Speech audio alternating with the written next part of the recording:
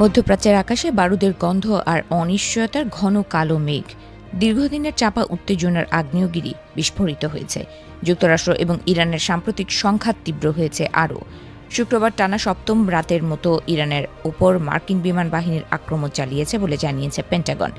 এই অশুভ সংকেত থেকে কোনো পক্ষই যেন পিছু হটতে রাজি নয়, বরং একে অপরকে ঘায়েল করার নেশায় মরিয়া হয়ে উঠেছে দুই বৈরী দেশ। ইরানের ওপর মার্কিন আক্রমণের নেপথ্যে ওয়াশিংটনের দাবি, তারা তেহরানের সামরিক সক্ষমতাকে পুরোপুরি ধূলিসাৎ করে দিতে চায়। তবে এই পাল্টা আঘাতের তীব্রতায় ইরান এখন মরিয়া হয়ে উঠেছে। ইরানের পক্ষ থেকে অভিযোগ তোলা হয়েছে, মার্কিন বাহিনী দেশটির বেসামরিক অবকাঠামো, বিমানবন্দর এবং রেলপথের মতো গুরুত্বপূর্ণ স্থাপনাকে লক্ষ্যবস্তু করে ধ্বংসযজ্ঞ চালাচ্ছে। এই ধ্বংসলীলা সহ্য করার মতো অবস্থায় নেই তেহরান, তাই তারাও এখন আর চুপ করে বসে।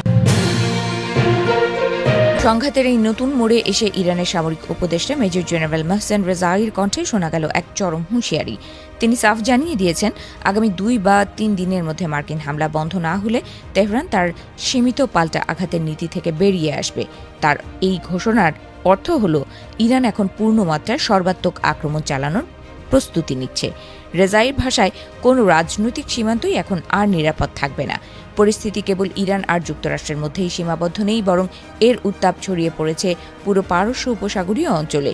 ইরানের দাবি অনুযায়ী তারা কুয়েতে মার্কিন সামরিক ঘাঁটি, কাতারের রাডার সিস্টেম এবং ওমানের ঘাঁটিতেও পাল্টা আঘাত এনেছে। ইরান নিয়ন্ত্রিত ড্রোন ও ক্ষেপণাস্ত্রের হামলায় কুয়েতের পানি ও বিদ্যুৎ সরবরাহ ব্যবস্থা ক্ষতিগ্রস্ত হওয়ার খবর পাওয়া গেছে, যা এই সংঘাতের ভয়াবহতাকে আরও বাড়িয়ে দিয়েছে। এমন অস্থির সময়ে সাধারণ মানুষের জীবনযাত্রা চরম বিপর্যয়ের মুখে পড়েছে।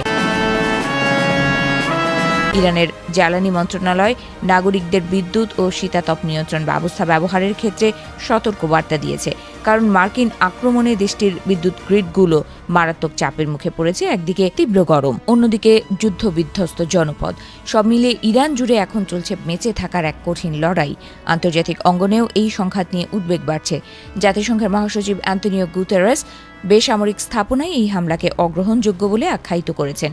চীন ও পাকিস্তানের মতো প্রভাবশালী দেশগুলো দ্রুত যুদ্ধবিরতির আহ্বান জানালেও কোনো পক্ষই আলোচনার টেবিলে আসার তেমন কোনো সদিচ্ছা দেখাচ্ছে না, বরং দুই পক্ষই একে অপরের ওপর দোষারোপের খেলায় মেতে উঠেছে, যেন আলোচনা এখন বহু দূরের এক স্বপ্ন।